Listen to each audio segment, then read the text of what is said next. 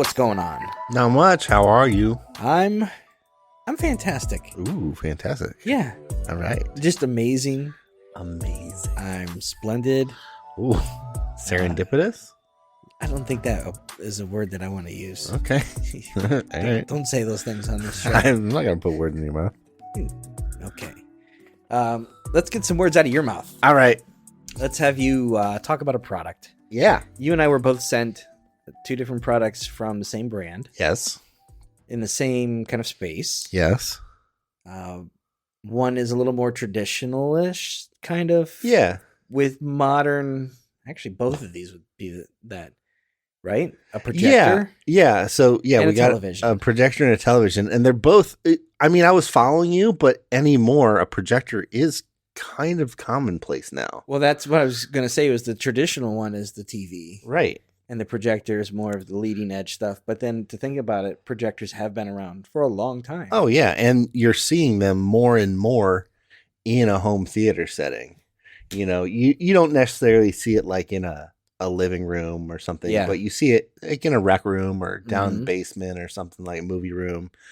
More people are switching to projectors because the technology has gotten so good that they're viable. So that's I think a conversation of its own. Sure. About how my perspective of projectors, what I thought they were capable of is kind of where they were for a while. Yeah. And I didn't realize how much they were advancing until the last few years, and getting a chance to spend some time with some of these, like high end projectors. Yeah. I see why people have them. Yeah. They're like where they should be now. It feels like. It doesn't feel like it's a tech that they're going to get right. Right. It feels like it is right now. Yes. And I enjoy them. Mm-hmm. I love the idea of a projector in a room where you might congregate. Yeah. But wouldn't have a television, but you've got a wall. Sure. You've got, you can do the, the cloth or the projection board or something. Yeah. And set that up anywhere. Yeah. So the idea of a projector is, much more portable and almost more practical than a television. Yeah, in some instances, for sure. So the one you're going to talk about, these are from Hisense. Yeah, the Hisense C1. C1. Tell me about this projector. So this is a 4K projector, and it's true 4K. This is also a triple color laser projector, so it has like a red laser, a green laser, and a blue laser. Okay. So it's supposed to give you the most true kind of color output from any projector that you have seen. Okay. So, supposedly. Just to get it out of the way, this thing is amazing. Okay. I'm very pleased with it. So we have looked at a lot of projectors. And I would say most of the stuff we've looked at has been in the mid to high range, kind of. This feels like one of the nicest ones that we've seen, and it's definitely going back to the previous conversation. It's definitely where I think a projector should be, and if somebody would show me a projector and be like, you can put this in your house and showed me this, I would say, oh yeah, this is great. This would work and do everything you need it to. Now, because we're so used to having a television and everything kind of centering around that entertainment center with the sound bar, you don't really see much surround sound anymore. Right. But you see the sound bar and, this central viewing area that's still very much the normal, I would say. A projector changes that up a little bit because the projector has to be placed somewhere, unless it is a short throw projector, right? Which this is not. You have to set it away from your wall that you're projecting on. Yeah. So that kind of changes your setup a little bit because you have to figure out, how do I incorporate this thing in such a way that it's not in the way of me sitting and enjoying. Right. And also not in a place where, if I have to go up and get popcorn, or if I have to go and get a drink or something, I'm not walking in front of the light and blocking it for everybody else. And, that kind of weird things that you don't really ever think about until you experience them. But all of that said, it was super easy to set up. Okay. It has auto keystone correction and auto kind of light settings. So it will go through. All you have to do is plug it in, turn it on. It'll go through its kind of startup process, go through the brand name screen, get to the Android based, landing page or home screen, and then I'll do a keystone correction, and based on where you have it set up in your room, it will try and find the biggest biggest, most unobstructed view of the wall. Okay. Now if there is like a plant or something sitting in the way, it won't try and avoid that. I know we've seen some that do kind of do that, but this is more focused on what's the kind of the biggest screen I can give you. And then you have the ability to manually adjust that if you want to. Sure. So you can go through and you can override the autocorrect settings, and you can change the screen to whatever size you really want it to be, or the brightness, the luminance. You can dial that up and down. It's really nice because the remote actually comes with those settings right on the remote, so you don't actually have to go into a menu system. You can just change the brightness of the luminance, and so there's like a volume up, and instead of channel, it's just luminance. Nice. So that was a nice little feature that was like, oh, this makes a lot of sense. So you were talking about size on this. Yeah. And I'm looking at it, and it says it'll do anything from 65 inch up to 300 inch. Yep. Which is, doing the math, that's a 25-foot.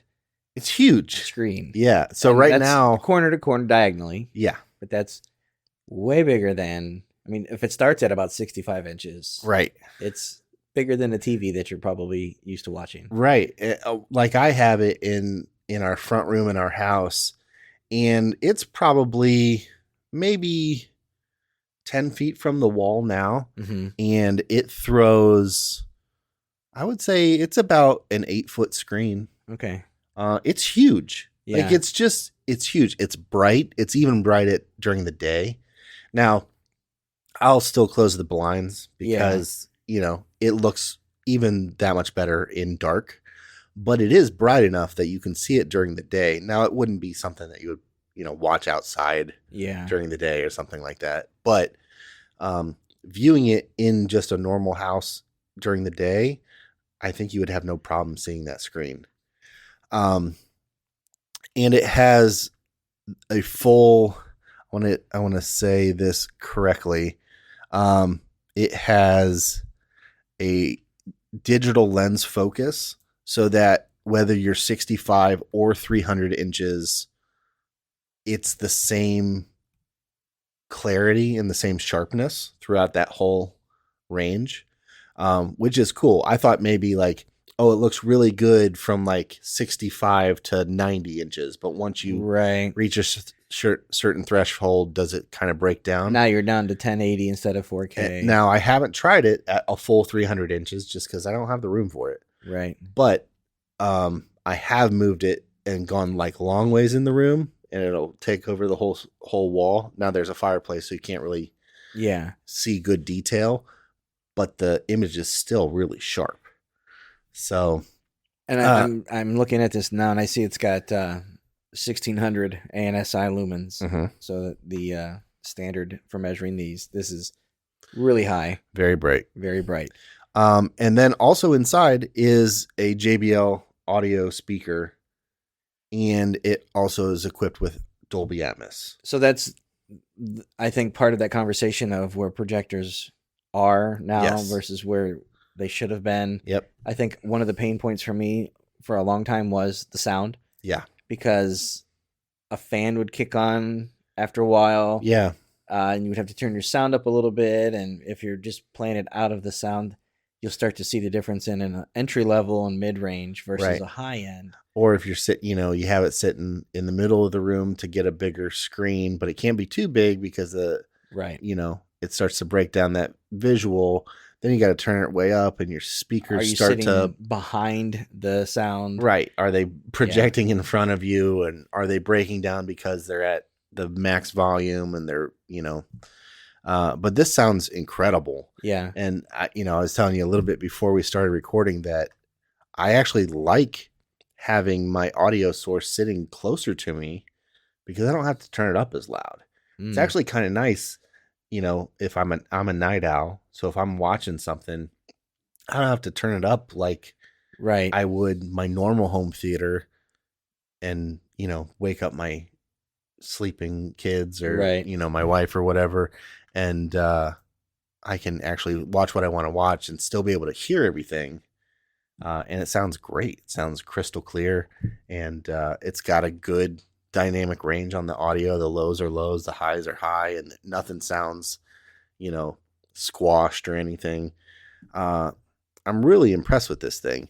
Now, all of that, and it has those standard, Bluetooth, Wi-Fi.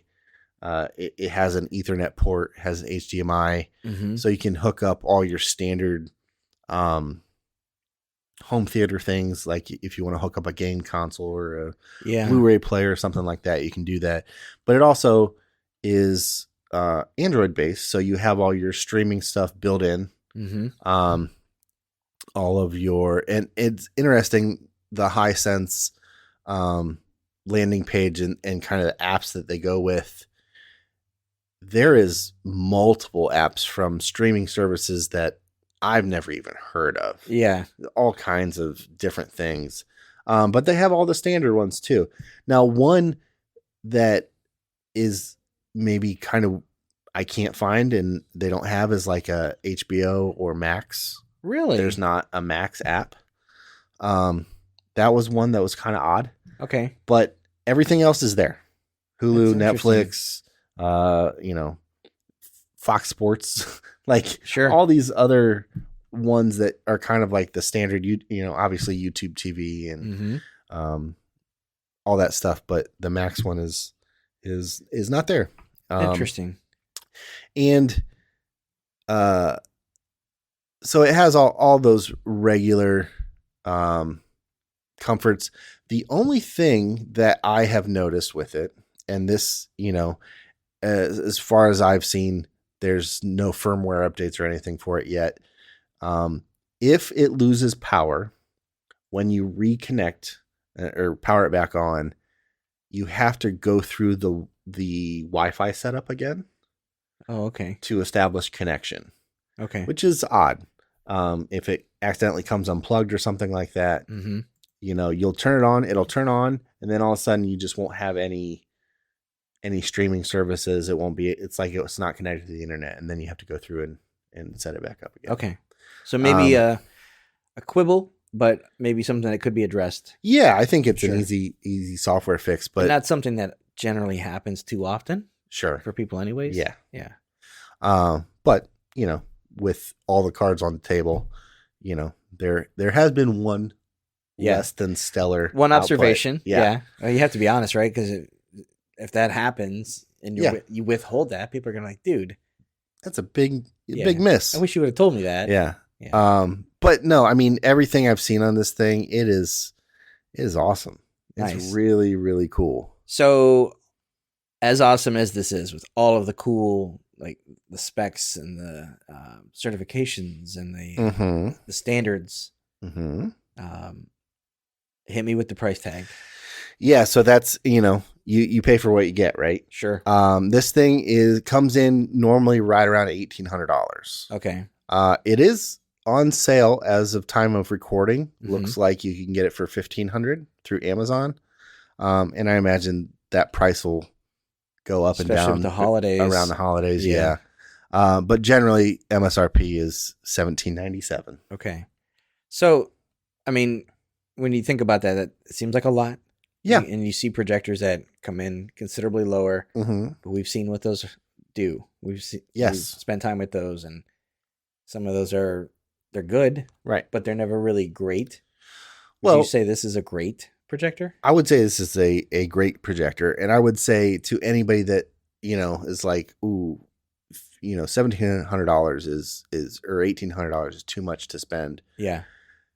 If I told you could get a 4K TV, a 300-inch 4K TV for $1,800, would you buy it? Yeah, well, that's right. Probably. Yeah. If you're projecting it at 65-inch, that's all. Yeah. Then that's a conversation. Sure. But if you're capable of up to 300 inches at that same 4K resolution, yeah, that brightness. I mean, that's the key. That sound, Yeah. all of that. Yeah. If you entertain, Mm-hmm. if you like to play games, if you like to consume 4K content, Yes. that's a whole animal. Sure. So then you want to have the right tools for the trade. Yep. All right. So again, this is the Hisense C1. C1. All right. Thank you, Luke. No problem. All right. That's going to do it for this episode of the podcast. Thanks for listening. We appreciate it. If you guys have any questions, feedback, concerns, comments, anything, shoot us an email at podcast@AndroidGuys.com.